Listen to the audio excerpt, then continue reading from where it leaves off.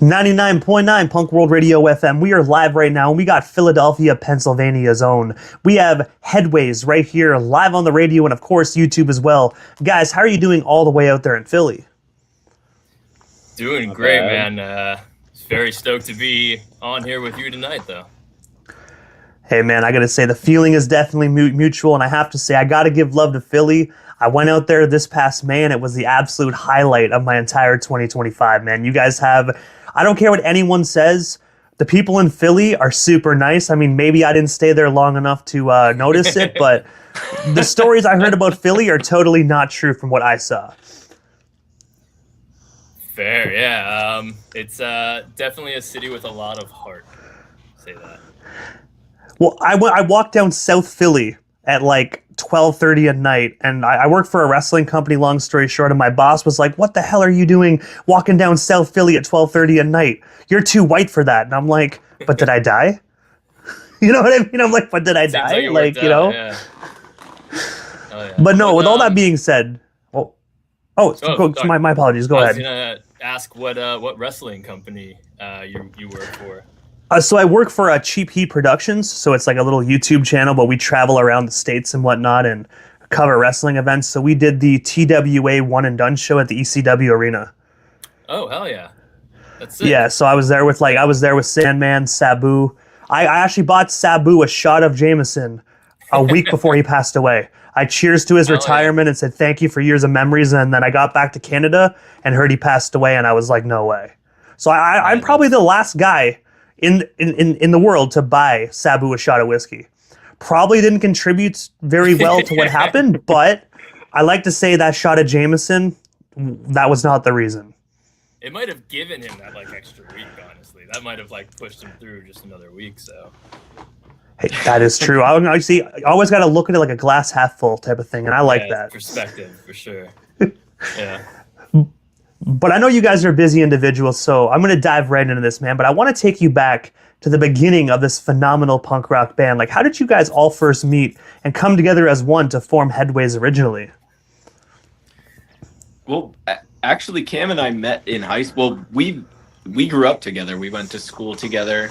And then we didn't connect until kind of many years later, which is an interesting story. He texted me and he was like, hey, I'm thinking about starting a band, and I had stopped playing, and eventually kind of we ended up getting together and starting this band, and it just worked out.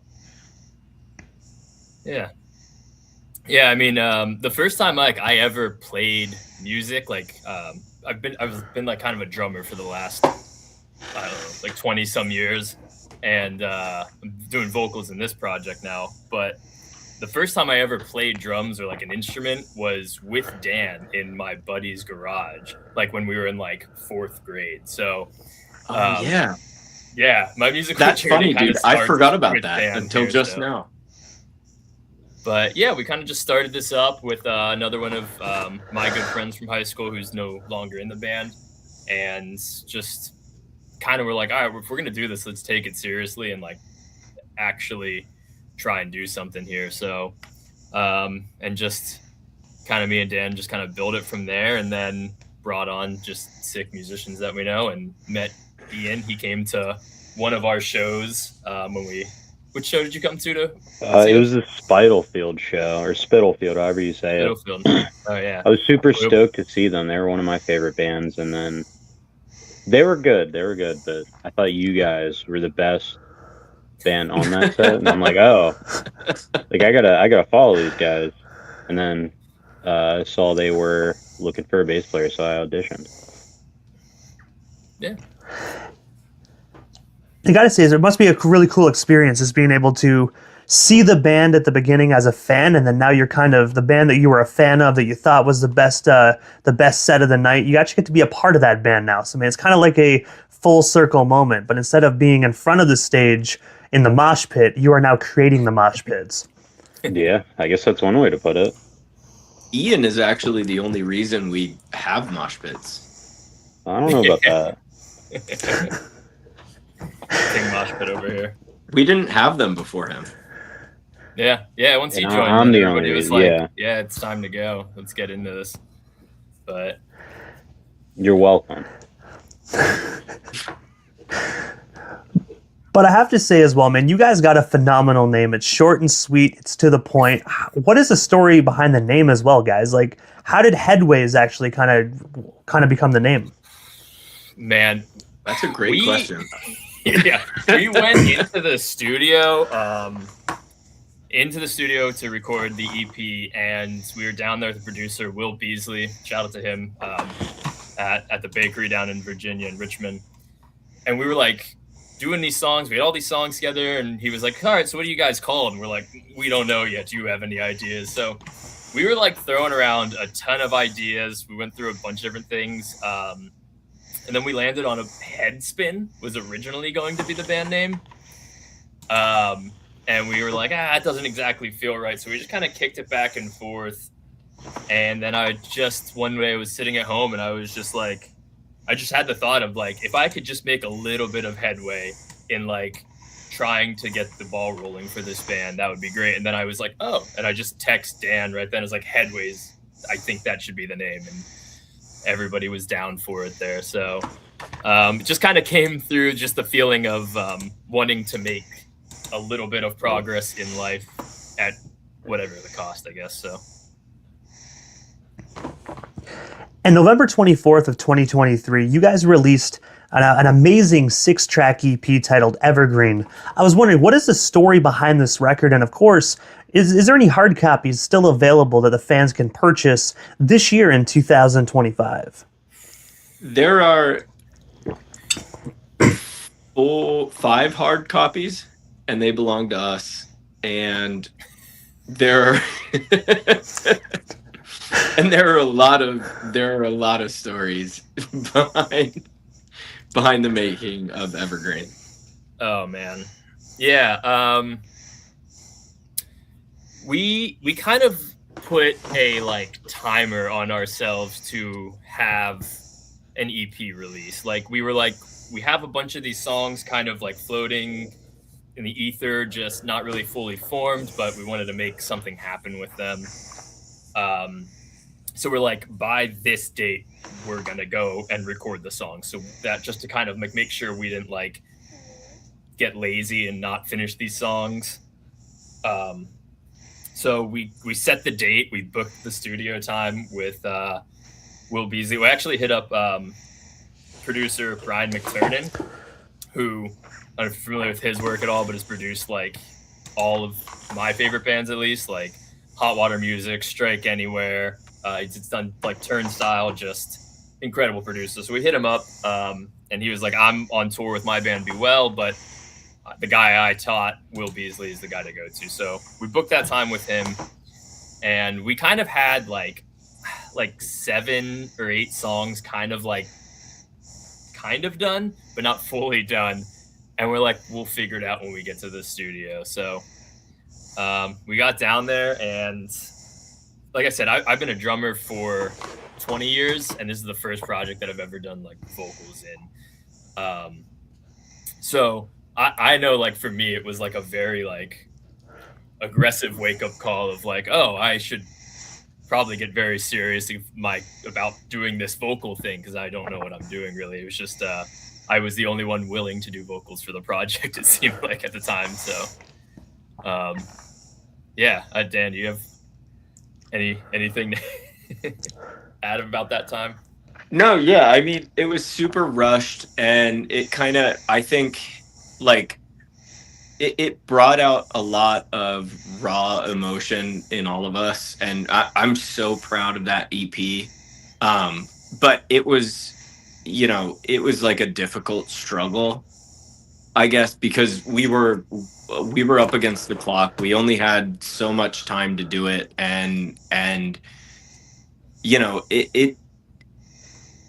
there are things about it that I would do differently now, but I think it's a perfect picture of where we were at that time. Yeah. Yeah, I mean, most of those songs have a lot to do with, like, at least lyrically, like, from the cut up to a bunch of other, like, evergreen, even just, like, a lot of self-doubt. And that's very much where I was in my headspace when I was writing, like, a lot of the lyrics for that. And just, I remember, like, at one point, like, I was in the studio, like, trying to get my voice to do what I wanted it to do, but, like, really couldn't get there, and just like going into the bathroom and just like shutting myself in there and just like staring in the mirror and be like, you need to get it together, man. Like, it's so yeah, so it was just a lot of like those feelings, but also really believing in what we were doing at the same time, maybe without like any good reason, but just still like believing in it for the sake of believing in something. And the one song that I really like is actually, I believe it's track 5 on the record, Next Year, featuring AJ Predomo. I want to say if I got that name wrong, my apologies, but I got to say, you guys absolutely killed it with that track.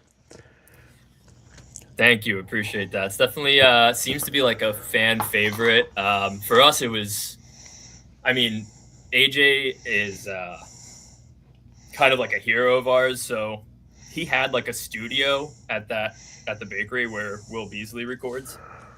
And I was like, when I first saw him, I was a little like starstruck. I've been listening to The Dangerous Summer since I was in high school, you know?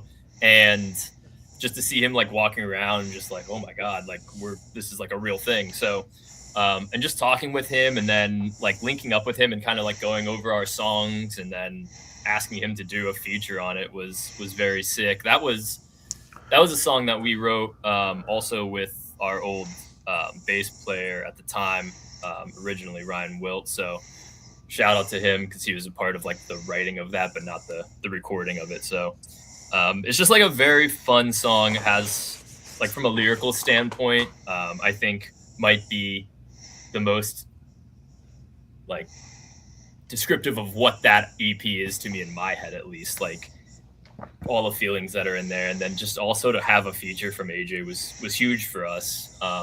It was just a very cool thing. So yeah. And also jumping ahead to this past summer, June 14th, you guys had the opportunity to kick off your summer by sharing the stage with punk rock legends Authority Zero. What was it like being able to open up for those guys? And of course, did you guys get the chance to kick it with them before or after the show? Because I got to say, Chris Daly is one of the best drummers ever, man. Not just because I'm friends with the guy, but I have to say he definitely Dude, is. they were He's so totally sick. rad, man. Yeah, They were so good. Yeah, that was pretty surreal. We got like hit up a little bit before the show, a couple weeks before, and it was like, "Do you guys want to open for Authority Zero?" And we're just, yeah, like I don't care what the schedule is. We're doing this. There's no way we're not gonna open up for them. And it was, I mean, a great turnout for that show. And Authority Zero just,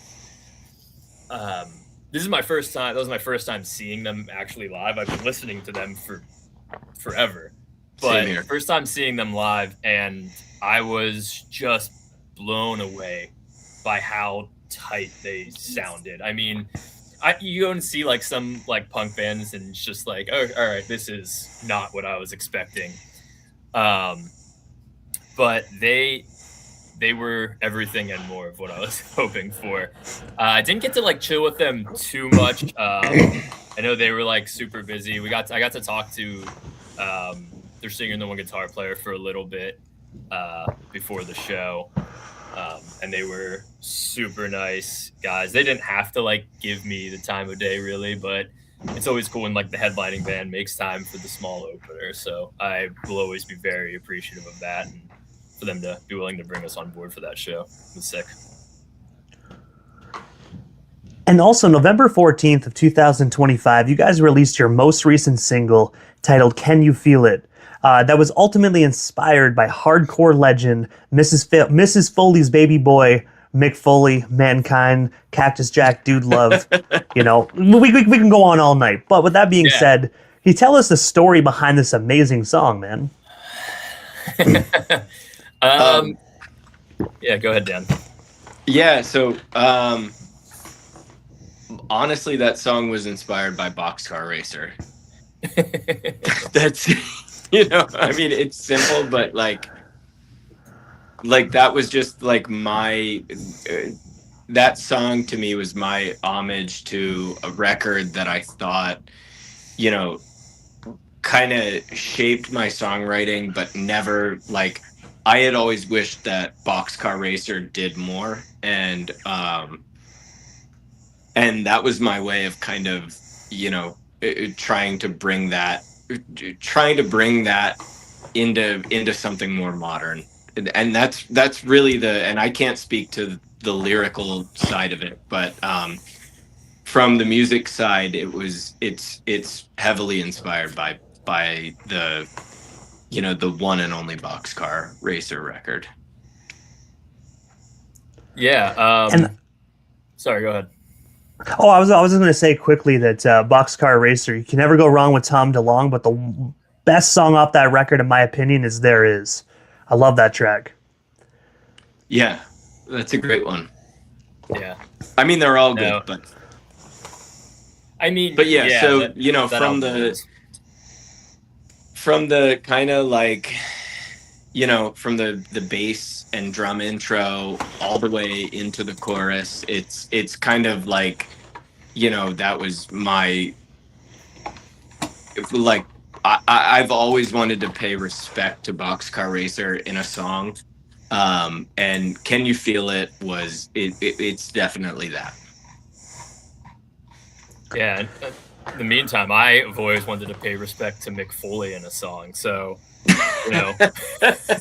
when I sat down to write lyrics, I've been watching a ton. I just like sitting on my couch and just watching a ton of like the 90s era, like Mick Foley matches, the Hell in the Cell, like him versus like Randy Orton, like just all those matches, and just,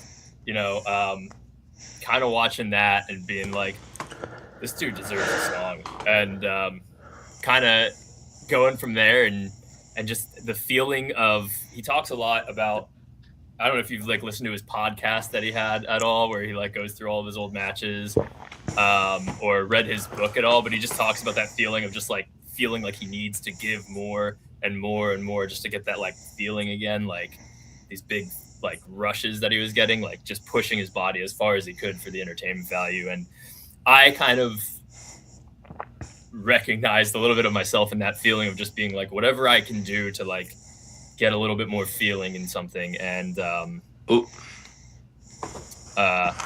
yeah, so that kind of went there. And then it was a pretty easy decision that the music video, if you've seen that at all, needed to be also a wrestling music video. So hit up a local wrestling organization and said, hey, do you mind tossing me around in a ring for 2 hours on a Saturday or whatever, and letting us film it? They're like, yes. So yeah, it was a blast. Maybe one of the best moments in my life. With that being said, because I do know I saw the post, this is where I actually discovered you guys, is because my algorithm's filled with punk rock and wrestling. I mean, if it's not punk rock, it's wrestling. If it's not wrestling, it's punk rock. And you guys were doing an Instagram promotion with this song, trying to get Mick Foley to reach out to you guys. And so with that being said, did the hardcore legend himself ever reach out? Because I do know that he does sometimes reach out to people. No, man, I think we still got to keep beating that drum. It was like, we put that song out, and at the same time, there was this other dude on Instagram who wrote a song. I don't know if you've seen this, like about the Hell in the Cell match in Pittsburgh. And it's a great song, but it's like directly referencing Mick Foley. So Mick Foley like was promoting that dude a bunch at the same time we dropped the song, and just like, I was like, oh no, like our moment. But I'm going to keep trying, man, whatever I can do just to, get a little bit of that light that is Mick Foley to shine on me. I'll keep beating that drum for that. Well, yesterday also was actually the anniversary of him winning his first WWF championship match. I like to consider it the day that WCW, excuse my language, fucked up by announcing that he's going to win, and they lost like 90% of their viewership in like that. But you want to consider which anniversary. It's a great anniversary for Mick Foley, but it's the beginning of the decline for WCW. So I mean, it's win-loss situation. Yeah, I mean, love WCW, but for what it's worth, Mick Foley, it's whatever's best for Mick Foley is what I want to see at any given time. So I'll always put that thing higher up. But yeah, no, that was a pretty big mistake on their part, as it goes. And this is probably going to be cringy, but just to you, bang bang. I agree with that. Yeah. But also, December 8th, earlier this month, you guys took the stage at Phantom Power in Millersville, Pennsylvania, alongside the Worst and Sleep Cycles. I was wondering if you can actually just tell us a bit more about your last show of the year, 2025, and of course, what's next on the horizon for shows in 2026? Is there anything currently set in stone? Wait, was that the show that fell apart? No, that was with Piebald. Piebald, Yeah. No, that wasn't November 8th. Oh, I'm No, sorry. That was December 8th. Yeah, pay attention. Yeah, no, December 8th. Sorry, you didn't say Piebald, so I was confused. That was the Piebald. Yeah, Sleep Cycles and the Worst, who both crushed. I mean, they were very. I listened to like Sleep Cycles a bunch, and they're very, very talented. The Worst really blew me away. Like her voice. Shout out to them. It was incredible. Super nice people as well. But Piebald, they were what you want. I mean, they're legends. I mean, they're just straight up legends. Super nice guys. Got to chat with them for a little bit, and that was just a sick show. I mean, that was a couple of 3-4 nights before the show, maybe 5 nights before the show. We got hit up, and they're like, "Hey, we need an opener for this. Do you guys want to do it?" And I was like, "Yes, absolutely." So, I love playing at that venue too, Phantom Power here in Millersville, Pennsylvania. That's where we play with Authority Zero. That's where we play with Spitalfield. That's kind of whenever we play with these absolute legends, it's always at that venue. So that has been sick. The coolest thing about I'm sorry, go ahead. No, I was going to say the cool thing about the Worst is their bass player is also a guitar player, which is fucking crazy. I had never heard of them, unfortunately, until we played with them at that show, and they are so fucking good. It's unbelievable how good they are.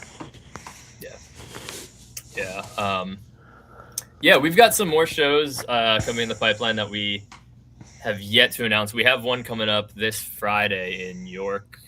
Saturday. This Saturday. Yeah. In York, PA. Very sick band's gonna be playing, kind of like a DIY punk show, which are my favorite. Those small floor shows kind of thing. I just love that stuff. So that's gonna be on the 3rd here at the Grotto in York, and then a couple other shows that we have yet to announce yet. So coming up here, looking like February, and then some stuff in the works for March and April as well. We're also going to be so Can You Feel It is the first single that we released off of our upcoming EP. We recorded 5 songs with Brett Romness from I'm the Avalanche. He's also produced Hot Mulligan, Free Throw, incredible producer. So this summer we went and recorded 5 songs with him. Can You Feel It being the first of those. So we're going to be releasing those songs in the new year here. The remaining 4 songs. And the next couple, I love Can You Feel It, but the next couple songs I'm insanely stoked on. One of them has a feature from maybe my favorite musician ever, which I'm very stoked on. So definitely something to keep an eye out for. And before we actually part ways here tonight, guys, obviously I know how to follow Headways across all social media platforms. Excuse me, but for the people that up here in Canada, I should say, have not had the chance to discover you guys, how do we go about following you across all social media platforms if we're not already doing so? Yeah, absolutely. We are on Instagram is kind of the main thing that we post on, but we're also on Facebook. if you're still using that. But we got a TikTok that we have up and running now, and we're on YouTube as well. So Headways Music on Instagram, and then I think it's the same thing here, Headways PA or Headways Music on TikTok. I should know this kind of thing. I'm like the worst at whenever we play a show and telling people to follow us on socials. So, but yeah, Headways Music on Instagram, and then from there you can click on the link in the bio, and that will take you to all of the other things we have going on, upcoming shows that we have. We always kind of post it on our Instagram. That's kind of how we announce everything right now. So, and do it. If you send me poutine with good cheese, I'll send you merch. I will say, make sure you send it quickly, because like I'm telling you, man, like if you FedEx it, I will say it's quite a ways from Canada to Philly. But with that being said, if you do it correctly, you might be able to preserve the curds properly and make sure the cheese do it like freeze-dried. isn't soggy. They'll probably get it at the border. Fuckers. They'll definitely eat it 100%. You probably find some fat fuck, it's like a 400 pounder that doesn't move and be like, oh, dinner. Yeah. Send you like an empty container. But I mean, if you got the empty container, maybe it's a thought that counts. Maybe they'll send you a button or a sticker, Yeah, we'll appreciate the attempt, We'll reward that. Yeah, if you attempted it, I will send you something. Yeah. But I got to say, first and foremost, Cam, Ian, Dan, thank you guys so much for giving not only myself, but the radio station Airways a bit of your time, man. It was such an honor speaking with you three tonight. Hopefully down the line when the new record drops, we can do this all over again. But for now, guys, have yourselves a phenomenal night. And of course, Happy New Year, and kick 2026's ass just like you did this year in 2025. I'm super stoked to see what's next from you guys. Oh, thank you so much. Dude. Thank you. Yeah, thank you for having us on, man. This has been a blast. Hey, you're most certainly welcome, guys. Have yourself a phenomenal night. And of course, Happy New Year's to you and yours. Yeah, Happy take it New easy. Year's. Cheers.